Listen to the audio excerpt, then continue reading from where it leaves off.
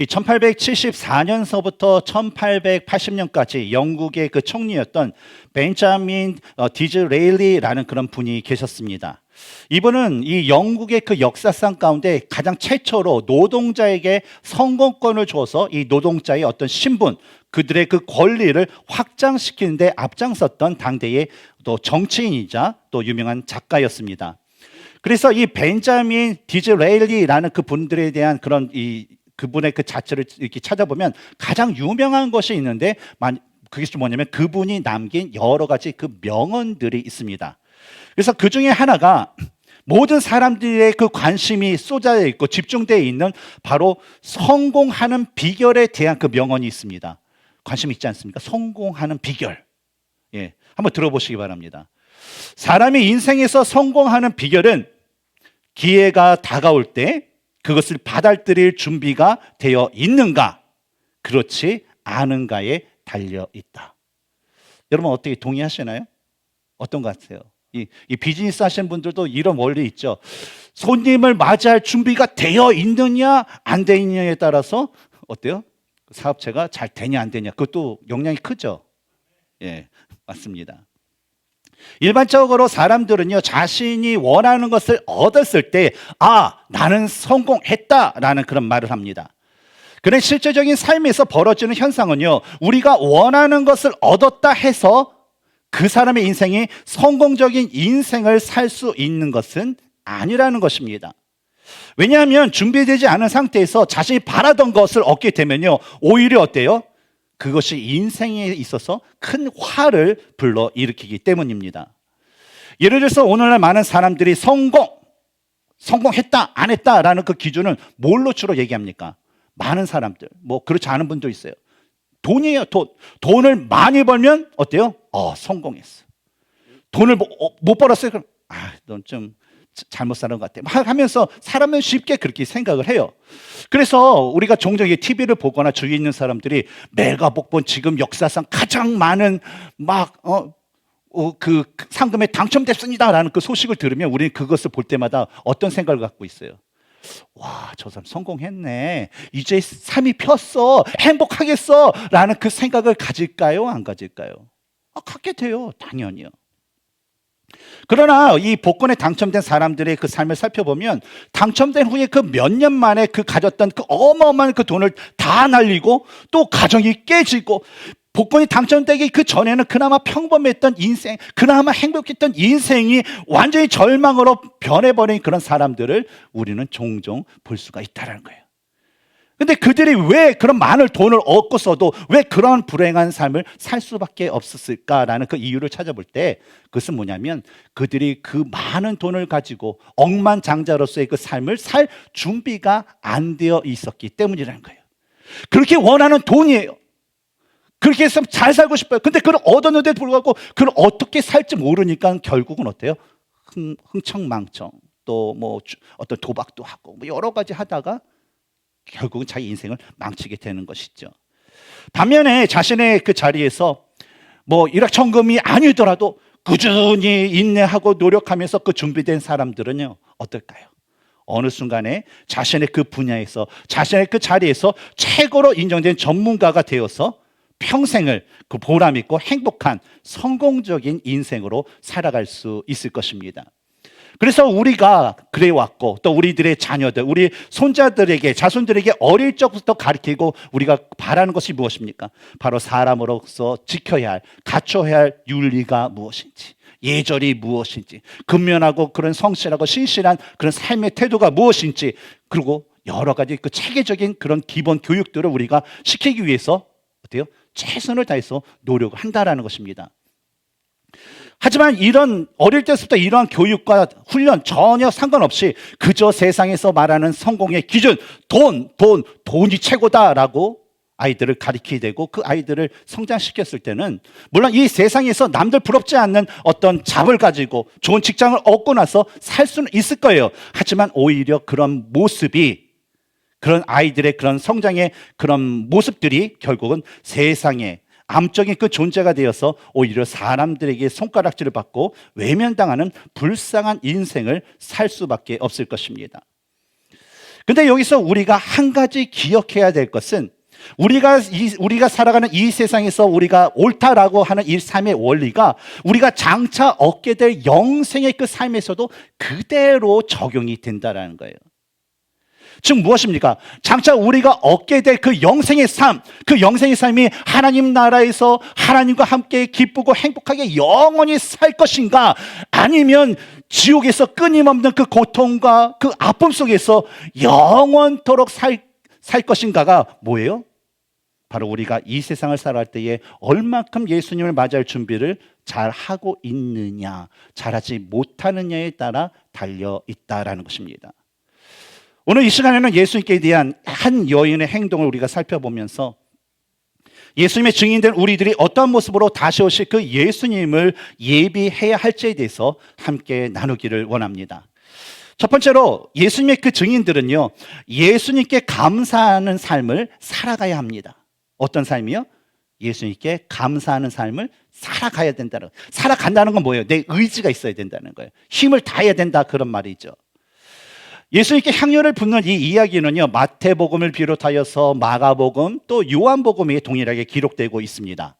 그런데 그 이야기들을 비교해 보면 요한의 같은 경우에는 이 향유를 예수님 머리에 붓는 이 사건을 바로 예수님께서 예루살렘에 입성하시기 그 전날에 있었던 것으로 기록을 하고, 이 마태와 마가의 경우에는 예수님께서 예루살렘 입성하신 후에 넷째 날이 되던 날, 그때 벌어졌던 이것으로 기록을 하고 있습니다. 그런데 이런 차이점이 있지만 중요한 것은 뭐냐면 바로 이 세 명의 그 저자들 모두가 예수님께 향유를 부은 이 사건이 예수님께서 곧 십자가에 달려 돌아가시고 장사될 것을 예비했던 행동이라는 것에 동일하게 마음을 모으고 동일하게 기록을 하고 있다라는 것입니다. 특히 오늘 우리가 함께 나눌 이 마태복음의 경우에는 마태의 경우에는 이 향유를 부은 예수님의 이야기를 바로 예수님을 죽이고자 의논했던 대제사장들의 무리가 서로 의논했던 그런 말씀, 그 말씀과 또한 예수님을 대제사장들에게 팔아먹는 배신한 그 가론 유다의 말씀 사이에 기록하면서 예수님의 죽음과 장사를 준비하는 신앙적인 그런 모습이 그렇지 않는 자들의 그 모습과 어떻게 다른지에 대해서 우리에게 분명하게 본문을 통해서 보여주고 있습니다. 오늘 본문에서 예수님께서 이제 식사하셨던 곳은 이 베다니라는 그런 베다니에 있었던 이 나병 환자 시몬의 그런 집이었습니다. 베다니라는 그 동네는 예루살렘에서 이 가까운 동네예요. 가까운 동네라서 항상 성경에서 보면 예수님께서 예루살렘에 갔는데 뭐 밤에는 꼭 예루살렘에서 주무시지 않았어요. 그러면 어디서 주무셨을까라고 생각할 텐데 항상 이 베다니라는 그 마을로 돌아오셔서 쉬곤 하셨습니다. 물론 두 명의 그 제자들에게 야, 옆 동네 가서 사람이 안 탄 나귀 새끼가 있으니까 그 나귀를 풀어와 라고 했던 그 벳바게라는 그 동네가요, 사실은 이 베다니보다 예루살렘 더 가까웠어요. 하지만 이전에 나병 환자였던, 근데 이 베다니에는요, 예수님의 그 친구들이라 여기는 그 나사로, 기억나시죠? 죽었던 나사로를 살렸죠. 그래서 그 나사로를 비롯해서 나사로의 그런 자매들 이름이 뭐죠? 마르다와 마리아, 그리고 이전에 나병에 걸렸지만 예수님으로부터 치유를 받았던 이 시몬이라는 사람이 살고 있었던 동네이기 때문에 예수님은요, 자신의 그 사역을 한 후에 저녁 때는 항상 이 친구들과 교제를 나누기 위해서 이 베단이라는 곳에 오셔서 묵곤 하셨다라는 것입니다. 그리고 오늘 본문에 기록된 날은 이 시몬이라는 사람이 자신의 그 집을 열어서 이 나사로의 그 가족들과 함께 자신들을 치유해 주시고 자신들을 살려주신 그 예수님께 진짜 감사의 표현을 하기 위해서 예수님과 예수님의 그 제자들을 초청하여서 맛있는 저녁 식사를 이제 대접하는 그런 자리였습니다. 당시 유대인들의 그 식사 때에는요, 일반 사람들의 경우에는요, 식탁을 사용하지 않았어요. 그냥 둘러앉아서 그냥 땅바닥에다가 음식을 쫙 펴놓고 그냥 다리를 오므리고 이렇게 먹곤 하였어요. 우리에게도 좀 익숙한 그런 식사법이죠. 이제 부자의 경우에는 조금 이게 거의 비슷한데 약간 그 오른팔에다 몸을 이렇게 기울이면서 약간 누운 듯이 하면서 이제 식사를 하곤 했습니다. 그리고 지금 이 식사는 바로 예수님을 위한 자리였기 때문에 예수님 역시 비스듬히 누운 그 자세로 이 식사를 하고 계셨습니다. 그런데 식사를 마친 후에 예수님께서 이 누운 상태로 이제 거기 있는 그 친구들과 함께 그런 형제 자매들과 함께 얘기를 나누고 있을 때에 7절을 보면 한 여인이 다가와서 예수님의 머리에 향유를 붓는 것을 볼 수가 있어요. 그리고 그 향유가 어떻게 됐어요? 머리로부터 어때요? 요한복음 12장 3절의 말씀처럼 머리로부터 온몸을 흘러서 발끝까지 하면서 온몸을 적시게 하였습니다. 7절에 기록된 향유를 담아서 판매되는 이 옥합은요, 당시 아주 귀하고 또 희소하여서 귀인들에게는 아주 귀한 선물로 드리는 그 용도로 사용했던 그런 옥합이었습니다. 근데 이것을 당시 화폐로 계산을 하게 되면 약 300데나리온이가 되는데, 이것은 뭐냐면 한 노동자, 남자 한 명이 1년 동안 노동을 열심히 해야 얻을 수 있는 돈이 이 300데나리온이었다라는 거예요. 근데 별 느낌이 없는 것 같아요. 그렇죠? 그래서 그럼 오늘날 우리 한번 임금을 한번 따져본다면, 일반 노동자, 그러니까 예를 들어서 1시간에 20불을 받는 분이 계세요. 노동자 하루 1시간 20불. 근데 이분이 9 to 6까지 일해서 9시간을 일한다라고 생각해 보시기 바랍니다. 그러면 이분의 하루 임금은 얼마가 될까요? 산수 실력이 탁 나오죠. 예, 180불이 됩니다. 그런데 그렇다면 365일 1년을 따져서 주일을 한 52주로 계산해서 그것을 빼면 365 빼기 52 하면 313일이 나와요. 그래서 313일 곱하기 180을 하게 되면 얼마가 나올까요? 상품이 있어야지 뭐 진지하게 되는데 상품이 없으니까 진지하지 않네요. 근데 계산하면 1년 임금이요 56,340불이 나옵니다. 바로 이 여인은요 56,340불 정도의 가치가 되는 그 옥합을 열어서 거기에 있던 그 귀한 향유를 어때요? 예수님 머리에 하나도 남은 것이 콸콸콸콸콸 다 부었던 것이에요. 이와 같이 향유를 머리에 붓는 것은요, 당시 시대에 있어서 귀한 손님에게 존경의 표시로 하는 그런 관례적인 그런 행위였습니다. 근데 동일한 이야기를 기록하고 있는 요한복음 12장 3절을 보면 그 여인이 누구다? 바로 마리아였다라는 것을 우리는 알 수가 있어요. 마리아는 어떤 여인이었을까요? 마리아는요, 자신의 오빠인 그 나사로가 죽었을 때에 예수님께서 오셔서 그 죽은 오빠를 살려준 것에 대한 감사의 그 마음이 그녀에게 너무나도 많았어요. 그리고 시시때때로 예루살렘 올 때마다 자신의 그 집에 들어오고 자신을 만나러 오면서 뭐 사랑의 조언도 해주고 격려도 해주고 하나님의 말씀도 이게 가르쳐 준 거기 때문에 아유, 오빠도 살려주신 것도 감사한데 자신에게 베풀어 주신 그 예수님의 은혜와 사랑 때문에요, 그 사랑으로 가득 찼던 그런 여인이었어요. 물론 예수님을 만날 때마다 예수님 너무 감사해요. 너무 좋아요. 예수님 사랑해요. 예수님 너무나 감사해요 하면서 그 말로 이게 그 감사의 표현을 했지만, 마리아는요 그것만으로 부족하다라는 그 마음이 그 여인의 마음 가운데 가득했어요. 그래서 항상 어떻게 무엇으로 이 감사의 마음을 예수님께 표현하면 좋을까? 어쩌면 좋을까? 진짜 말로만 하면 안 되는데 어떻게 하면 좋을까라고 이 고민하고 생각했던 여인이 바로 이 마리아였어요. 근데 이러한 생각 끝에 그녀의 그 마음 가운데 딱 와닿던 한 가지 일이 있었는데, 그것은 뭐냐면 그래, 내가 가지고 있는 것 중에서 가장 귀한 것을 드리자. 그것이 뭐였어요? 바로 향유였다라는 것이죠. 그래서 그 향유를 예수님을 위해 사용하는 것이었어요. 그래서 옥합을 과감하게 열었습니다. 그리고 예수님께 가서 거기 있는 향유를 예수님의 머리에 부으면서 마리아는 예수님께 감사한 자신의 마음을 직접 행동으로 표현하게 되었던 것이었습니다.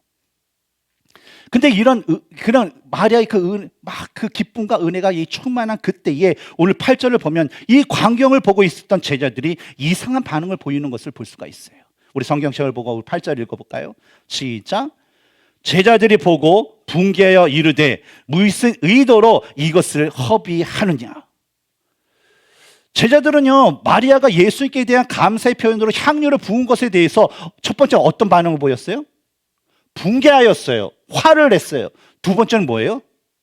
낭비다라고 생각을 했어요. 물론 요한은 이 분개한 사람이 가론 유다였다라고 요한복음에 기록하고 있지만요, 사실 그 자리에 있었던 모든 제자들은요, 예수님의 생각보다는 자신의 생각에 맞고 또 자신의 생각에 이해하는 것대로 해야 되는데 전혀 자신의 생각에 맞지도 않고 자신들이 이해할 수 없는 행동을 했던 바로 이 마리아의 행동을 보고서 분개했던 것이에요. 왜냐하면 6월절이 되면요, 당시에는 그 관례적으로 이제 가난한 사람들을 이렇게 도와주는 그런 관례가 있었습니다. 풍습이 있었어요. 그러니까 제자들의 생각은 뭐예요? 와, 예수님께서 이제 유대 왕으로 입성을 하셨고 여기서 좀 더 인기를 얻으면 더 좋겠는데, 저 여인 저 56,340불이나 되는 저거를 팔아서 그 돈으로 사람들에게 100불씩만 나눠줘도, 200불씩만 나눠줘도 와, 사람들에게 더 존경받고 인기를 받고 관심을 받을 텐데, 어휴, 참 어리석은 말이야. 그것을 예수님의 머리에 다 불어 하면서 바로 그 자신이 맞지 않는, 자신의 생각에 맞지 않는 그것 때문에, 오히려 자신이 얻고자 하는 그 욕심과는 전혀 상관없는 행동을 하는 그 마리아의 모습 때문에 그들은 붕괴하였고 비난할 수밖에 없었던 것이었습니다. 이러한 그들의 마음을 아신 예수님께서는요, 이에 대해서 10절에서 다음과 같이 말씀하셨어요. 예수께서 아시고 그들에게 이르시되 너희가 어찌하여 이 여자를 괴롭게 하느냐? 그가 내게 좋은 일을 하였느니라. 예수님 뭐라고 하신 거예요? 마리아의 행동에 뭐해서? 야, 옳은 일 한 거야, 잘한 거야 라고 말씀하신 거예요. 우리가 신앙생활을 할 때에 가장 먼저 생각하고 가장 먼저 해야 할 일이 있습니다. 그것은 바로 예수님을 먼저 생각해야 되고 바로 예수님을 위해서 먼저 행해야 한다라는 것입니다. 즉, 아무리 가난한 사람을 돕는 그 헌신하는 선한 일이라 할지라도요, 예수님에 대한 헌신보다 앞서서는 안 된다라는 거예요. 왜냐하면 우리는 누구예요? 예수님의 종, 우리는 예수님의 제자라는 거예요. 예를 들면 여러분, 종이 주인을 섬겨야 되는데 주인보다 다른 사람을 먼저 섬기는 것은 종으로서 합당한 모습이 아니에요. 너무 어려운 질문을 했나요? 예, 종이 주인보다 다른 사람을 먼저 섬기는 것은 옳은 일이 아니에요. 아니죠. 그러면 또 종이요, 주인께 드려야 될 것을 드리지 않고 굶고 있는 가난한 자들에게 먼저 주면 그 종으로서 합당한 일이에요, 아니에요? 아니라는 거예요. 마찬가지로 그리스도인들은요, 바로 뭐예요? 예수님을 먼저 생각하고 예수님께 드릴 것을 먼저 드린 후에 예수님의 뜻을 따라서 남을 돕거나 또 다른 일들을 해야 하는 존재들이라는 것입니다. 옛날에 제가 섬겼던 그 교회에서 한 성도님이 저에게 이런 이야기를 한 적이 있었습니다. 목사님, 제가 보기에는요, 성경을 딱 보니까 하나님께서는요, 가난한 자들을 돕고 구제하는 일을 원하시는 것 같아요. 근데 우리 교회를 딱 보니까 제가 보기에 우리 교회는 그런 구제하는 일에 너무 소극적인 것 같아요. 그래서요, 목사님, 저는요 12일절 헌금 교회도 안 낼래요. 차라리 그 돈으로 제가요 직접 가난한 사람들 도와줄게요. 여러분, 이 말에 대해서는 여러분 어떻게 생각하시나요? 이분은요, 과연 하나님과 예수님을 진정으로 사랑하고 진짜 예수님의 말씀대로 살아가는 분일까요? 아닐까요? 구절을 보면 제자들은 이 여인이 예수님께 너무 감사해서 향유를 부은 것에 대해서 다음과 같이 말씀하셨어요. 이것을 비싼 값에 팔아 가난한 자들에게 줄 수 있었겠도다 하거늘. 제자들이 뭐라고 했어요? 야, 그 머리에 붓는 것보다 차라리 팔아서 가난한 사람들에게 줄 수 있었는데 왜 낭비하냐라는 거잖아요. 근데 여러분, 이런 말을 하는 그 제자들은요, 예수님을 진정 사랑하고 예수님의 그 말씀대로 살아간다라고 여러분 생각하시나요? 아니면 아닌가요? 여러분의 대답은? 근데 이런 사람들의 마음과 태도에서 요한복음 12장 6절에서 사도 요한은 이렇게 말을 했습니다. 이렇게 말함은 가난한 자들을 생각함이 아니요, 그는 도둑이라 돈깨를 막고 거기 넣는 것을 훔쳐 가미로라. 따라서 이런 말씀들을 우리가 종합해 볼 때에 하나님께 드려야 할 헌금을 가지고 자신이 직접 가난한 자들을 돕겠다라는 것은 그냥 핑계일 뿐이라는 거예요. 그리고 실제로 그렇게 돕느냐라고 그러면 그렇지 않아요. 뭐 일부는 도울 수 있어요. 하지만 일부는 어때요? 자기 포켓에 넣는 대부분이라는 거예요. 또 하나님께 드려야 할 헌금을 가지고 자신이 직접 가난한 자들을 돕겠다라는 것은 뭐냐면 바로 하나님께 드릴 재물을 훔치는 도둑과 같다라는 것입니다. 그러므로 누가복음 12장 34절에 너희 보물이 있는 곳에는 너희 마음도 있으리라 라는 그 예수님께서 말씀하셨듯이 하나님과 예수님께 제물을 드리는 것에 분노를 느끼며 반대하는 자나 또한 그것을 낭비라고 생각하는 자들은요, 바로 하나님과 예수님을 사랑하지도 않고 예수님께 감사하지도 않는 자이며 결국 말씀대로 살아가는 자가 아니라는 거예요. 그냥 자기 자신을 위해서 거룩해 보이는 그 말을 사용하였어요. 그냥 자신의 그 숨겨진 그 욕망을 채우려는 그런 모습일 뿐이라는 것입니다. 그러나 향유를 부은 여인에 대해서 예수님께서는 12절에서 내 장례를 위하여 향유를 부은 것이 되었다라고 말씀해요. 근데 마리아는요, 이 향유를 부은 것이 장례를 위해서 준비한 거예요? 아니에요.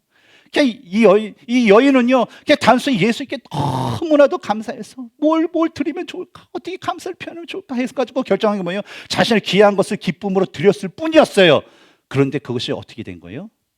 예수님께서는 이러한 그녀의 행함이 예수님께서 모든 사람들을 위하여 십자가에 달려 죽으시고 장사되는 그날을 위해 예비한 행동이 되었다라고 칭찬하신 것이었습니다. 우리가 신앙생활을 할 때에 사탄이 우리들의 마음 가운데 주는 그 공격이 있다면 그 중에서 하나가 뭐냐면 내일, 즉 뭐예요? 나중에 해 라는 그런 공격입니다.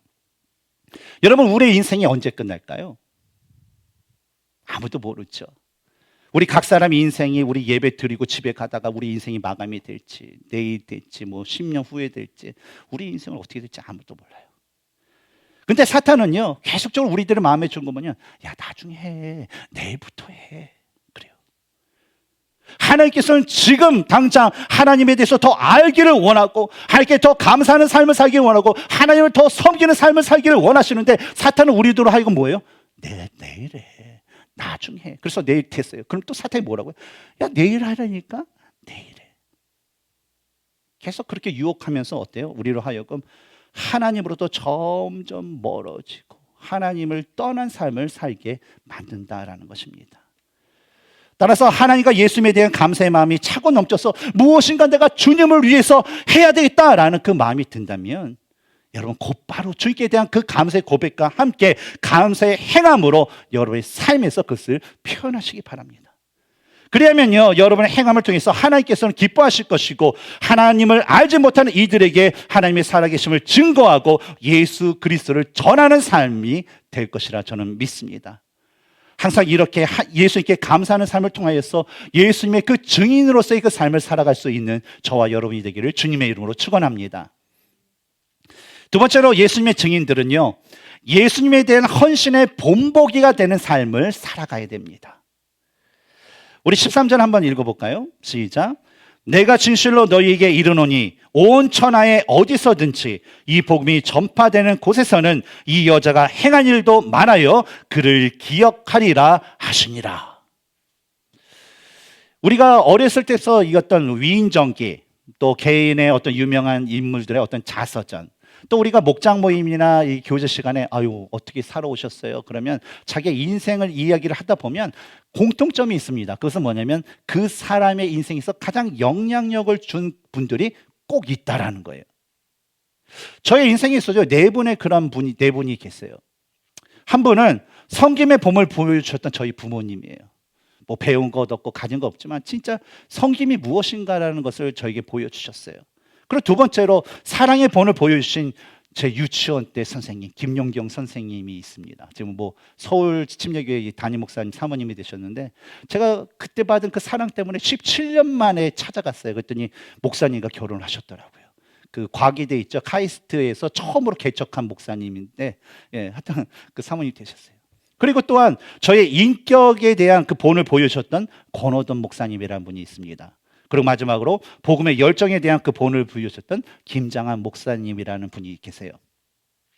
근데 이분을 통해서 오늘날 그나마 제가 이 정도의 수준으로 온 거, 완벽하진 않지만 그래도 인간이 될 수 있다는 거, 그래도 어떤 뭐 사역자로서의 좀 흉내는 낼 수 있는 그 정도가 된 것이 바로 이 네 분들의 그런 영향을 통해서 제가 오늘날에 있을 수 있게 되었습니다. 그래서 제가 어디에 가서 제가 살아온 인생의 이야기를 할 때마다 네 분의 이름은요 빠지지 않고요, 항상 제 입술 가운데 그분들의 이름을 고백하고 또 그분의 이름들을 전하곤 하게 됩니다. 아마 여러분들의 인생에서도요, 아마 잊지 못하고 계속적으로 여러분의 인생을 얘기할 때에 그분이 계셨습니다 라는 그런 고백이 있는 그런 분들이 있을 것입니다. 예수님께서도요, 자신의 머리에 향유를 부었던 여인의 이름이 온 천하에 어디서든지 예수님에 대한 복음이 전파되는 곳에서 함께 전해지면서 사람들에게 그 여인의 행함과 이름이 기억될 것이다 라고 말씀하셨어요. 그래서 예수님의 말씀처럼 예수님께서 이 땅에 오신 지가 벌써 2000년이 넘었는데 어때요? 우리들은 매년마다 이 고난주간 또 부활절을 맞이할 때마다 어때요? 그 여인이 행했던 그런 사랑의 행함이 무엇이었는지, 그 여인의 이름이 무엇이었는지를 우리가 이야기하고 우리는 기억하고 있어요. 예수님의 그 장례를 위해서 예수님 머리 기름을 부었던 그 여인의 이름이 뭐라고 했죠? 마리아. 맞아요. 마르다의 동생 마리아. 우리 다 기억하고 있는 것처럼 말이죠. 우리는 현재 그리스도의 피값으로 세워진 이 교회를 통해서요, 복음의 사역을 감당하고 있습니다. 이곳에서 하나님의 말씀도 듣고 배우고 가르치고 또 말씀대로 살아가는 것을 훈련하기도 합니다. 또한 교제와 봉사와 또 전도와 그 선교를 통해서 실제적으로 하나님의 말씀대로 살아가는 것을 우리는 어때요? 이 교회에서부터 실천하고 그것이 더 확장돼서 우리 가정과 우리 그 사회 가운데 우리는 그것을 실천하고 있습니다. 그런데 아무리 교회 안에서 이러한 것들을 한다 하더라도요, 우리 각 사람의 그 마음 가운데 진정한 마음으로 예수님에 대해서 내가 더욱더 알고 싶은 그런 마음이 없거나 또 말씀대로 살아가는 것에 대한 그런 사모함이 없다면요, 향유를 부었던 그 마리아에게 향하여서 분노하고 낭비했다라고 비난했던 어리석은 제자들의 그 모습을 가질 수밖에 없습니다. 왜냐하면요, 제자들은요 3년이란 세월 동안 밤낮으로, 우리는 그냥 그래도 이게 한 번, 일주일에 한 번, 많으면 두 번, 새벽기도 나오신 분들은 해서 네다섯 번 이렇게 만났잖아요. 근데 이 제자들은 어때요? 365일 3년 동안을 계속 예수님과 동고동락했어요.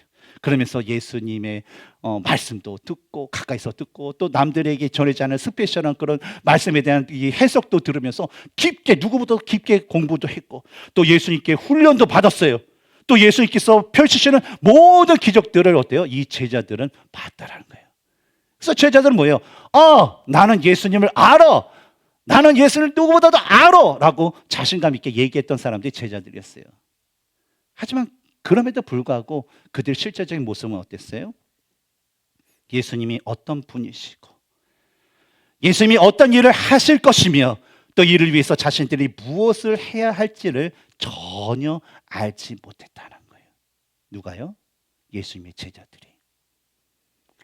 그저 자신의 그 마음대로 예수님은 유대의 왕이 되실 거야.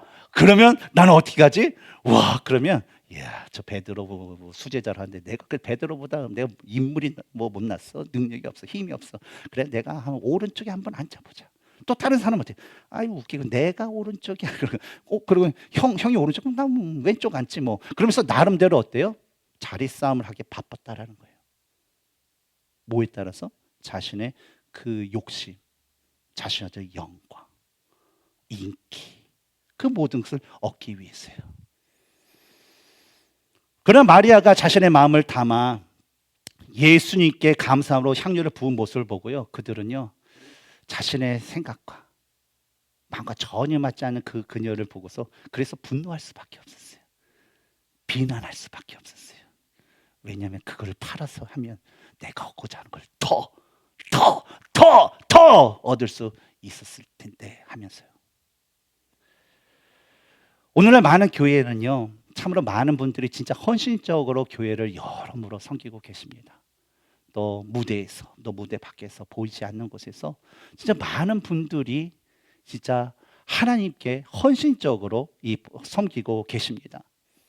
근데 많은 경우에 저도 이제 미국에서 이제 한 20년이 넘어다 보니까 한 6군데 이렇게 사역지를 옮기고 한국에서도 이제 한 교회를 섬기고 있는데 이 모든 교회가 이렇게 비슷해요. 이렇게 사역을 하다 보면 어떤 때는 열심히 일하던 분이 어느 때 위기소침하고 그냥 힘들어하는 그런 모습을 볼 때가 있어요. 그래서 집사님 무슨 일이 있길래 이렇게 힘들어하세요? 뭔 일이 있어요? 라고 물어보면 항상 얘기하는 게 뭐냐면 전사님, 목사님, 제가요 진짜 하나님께서 주신 그 은혜와 하나님의 그 사랑 때문에 진짜 내가 할 수 있는 거 열심히 일했을 뿐인데요, 제 일하는 것을 보고요 그냥 사람들이요 그냥 뭐 잘난 체한다, 뭐 목사님께 뭐 아버떠냐, 뭐 목사님께 뭐 떡이나 하나 더 먹었냐 막 그러면서 막 그런 일로 저를 이렇게 저를 흉보해요. 제가 그냥 뭐 일 중독자다 막 그러면서 하여튼간 별 소리를 사람들이 하면서 너무나도 저를 힘들게 해요 라고 그 말하는 거였어요. 여러분, 사람들이요 교회에서 열심히 봉사하는 그 사람들에게 하는 이런 말들이나 행동에 대해서 여러분 어떻게 생각하시나요? 남들보다 더 열심히 봉사하는 것이 잘못된 것인가요? 아니면 뭐 사람들의 분위기가 그냥 적당히 하는 그 분위기라면 그 분위기에 맞춰서 그냥 적당히 하는 것이 하나님이 기뻐하시는 모습일까요? 자신이 받은 은사만큼 더 열심히 봉사하고 섬기는 것이 좋을까요? 아니면 은사는 받았지만 아무것도 하지 않는 것이 좋을까요? 도대체 누굴 더 하나님께서 더 기뻐하시고 하나님께서 더 기억하실까요? 여러분의 대답은 뭔가요? 누가복음 12장 48절 후반절에 보면 예수님께서는요, 무릇 많이 받은 자에게는 많이 요구할 것이요 많이 맡은 자에게는 많이 달라 할 것이니라 라고 말씀하셨습니다. 그리고 누가복음 16장 10절에 지극히 작은 것에 충성된 자는 큰 것에서도 충성되고 지극히 작은 것에 불의한 자는 큰 것에도 불의하느니라 라고 말씀하셨어요. 뭡니까? 바로 은사를 많이 받은 사람들이 더 많은 일을 해야 된다라는 거예요. 그래서 우리 교회에서 이게 사역을 할 때에 나는 뭐 교사도 하고 뭐 찬양팀도 하고 뭐 봉사도 있고 뭐 재직이라 하고 뭐 참석할 것도 많고 해야 될 거 있고 직책도 많고 책임감도 많고 목사님은 나를 너무 괴롭히는 것 같아. 왜 나만 가지고 그래? 그럴 필요 없다라는 거예요. 근데 그런 모습이 하나님 보기엔 어때요? 옳다라는 거예요. 왜냐하면 은사가 많기 때문에. 우리 교육자들 같은 경우에도 제가 그래요. 목사님, 전사님, 이 맡은 잡 디스크리션 은혜에서 주어진 그 잡이 있지만 그것이 유수되면 다른 사역을 한번 좀 더 해보세요라는 그 얘기를 합니다. 왜 그래요? 그것을 감당할 능력이 되니까 그런 얘기를 해요. 근데 그 능력이 안 되면 뭐예요? 절대 얘기 안 해요. 제가 얘기를 왜 합니까? 하나님께서도 동일하다라는 거예요. 또한 야고보서 2장 18절에 어떤 사람은 말하기를 너는 믿음이 있고 나는 행함이 있으니 행함이 없는 내 믿음을 내게 보이라. 나는 행함으로 내 믿음을 내게 보이리라 라는 그 말씀처럼 우리에게 믿음이 있다면 어떤 것을 우리가 가져야 된다는 거예요. 그 믿음에 합당하게 맺어야 할 그 열매, 즉 행함이 우리들에게 있어야 된다는 거예요. 마찬가지로 우리가 예수님을 사랑한다면 예수님의 피값으로 세운 교회와 성도들을 위해서 우리가 희생하고 섬기고 봉사하는 그 모습이 당연히 있어야 된다는 거예요. 우리 교회도요, 지난 역사에 대해서 이야기를 할 때마다 계속적으로 언급되고 기억되는 그런 분들이 계십니다. 그분들의 이름을 이 자리에서 한 번 한 번 이렇게 하게 되면 아마 밥 먹을 시간이 지날 것 같아서 제가 생략을 하겠지만, 어때요? 이 하나님께서 이 라이프 교회를 세우신 그 순간서부터 또 이 라이프 교회의 한 가족으로 된 그 순간서부터 지금까지 그냥 자리를 묵묵히 지키면서 교회가 힘들 때나 또 교회가 또 어려울 때나 또 기쁠 때나 행복될 때나 묵묵히 자기 자리에서 기쁨으로 섬겨주신 그 모든 분들이 바로 기억이 될 것입니다. 그리고 특히 우리 사역 집사님 세 분, 우리 이재호 집사님, 우리 김도희 집사님, 우리 송우기 집사님 계시고 또 우리 교회 안수 집사님, 우리 이정봉 집사님, 이준경 집사님 이 두 분이 계시고 총 5분이 계시는데, 저는요 이분들의 그 섬김과 그 이름들은요 아마 라이프 교회가 이 세상에 존재하는 그날까지 바로 하나님의 역사와 함께 이분들의 섬김의 내용들, 이분들의 이름들이 계속 기억될 것이다 저는 믿습니다. 왜냐하면 이분들은요 예수님께 대한 헌신의 본보기를 모든 성도님들에게 직접 보여주셨던 분들이에요. 그리고 교회가 어려울 때에, 성도들이 힘들어할 때에 기댈 수 있는 그런 기둥이 되어주셨던 분들이기 때문입니다. 사랑하는 성도 여러분, 예수님의 그 증인으로서 살아가는 그 삶이라는 것이요, 꼭 어디 선교지를 가거나 주말마다 그로서에 가서 전도지를 하면서 전도해야만 예수 그리스도의 증인으로서 살아가는 삶을 살 수 있는 것은 아닙니다. 물론 그런 사람도 필요해요. 그러나 여러분이 살아가고 있는 가정과 직장과 사업체에서요, 항상 예수님께 감사하는 삶을 여러분의 생활 속에서 실제적으로 행하면서 살아가고요, 예수님의 그 사랑 때문에 예수님께 대한 헌신의 본보기가 되는 삶을 살아가게 되는 것, 그것이 바로 예수 그리스도의 증인으로서 살아가는 거예요. 여러분이 이런 삶을 살 때에 여러분의 그 가족들이, 또 여러분의 직장 동료들이, 여러분의 손님들이 여러분을 보고, 우와, 당신은 뭔가 달라요. 와, 당신은 진짜 그리스도인 같아요. 이 세상에 복이 들면 그리스도인 같아요 라고 인정할 때에 여러분이 일상적으로 살아가는 거 별거 같지 않은 그런 삶일지라도 그 삶 자체가 바로 여러분이 예수님의 증인이라는 것을 증명하고, 예수님의 증인으로서 예수님을 사람들에게 전하는 축복의 길이 될 것입니다.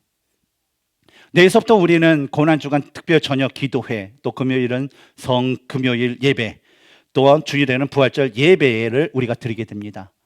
여러분, 이런 예수님을 사랑한다면요, 이 예수님께서 우리를 위해서 죽기까지 사랑해 주셨던 그 길을 우리가 함께 걸어갈 수 있는 성도들이 되었으면 좋겠습니다. 그래서 여러분, 특별한 이멀전시 일이 아니면요, 여러분 다 참석해서 적극적으로 우리 참석하면서 그 예수님의 그 가신 길을 우리가 한 걸음 한 걸음 가고, 또 그 길을 우리가 따라가면서 주님의 그 사랑을 더욱더 묵상하고, 또 우리가 그 길을 통해서 그래, 나는 예수님의 증인이지, 나는 예수님의 증인으로서 삶을 살아가야 돼라는 그 고백을 우리가 항상 하면서 가슴속에 새기면서 주님을 만나는 그 순간까지 예수 그리스도의 증인으로서의 삶을 살아갈 수 있는 저와 여러분이 되기를 주님의 이름으로 축원합니다. 함께 기도하겠습니다.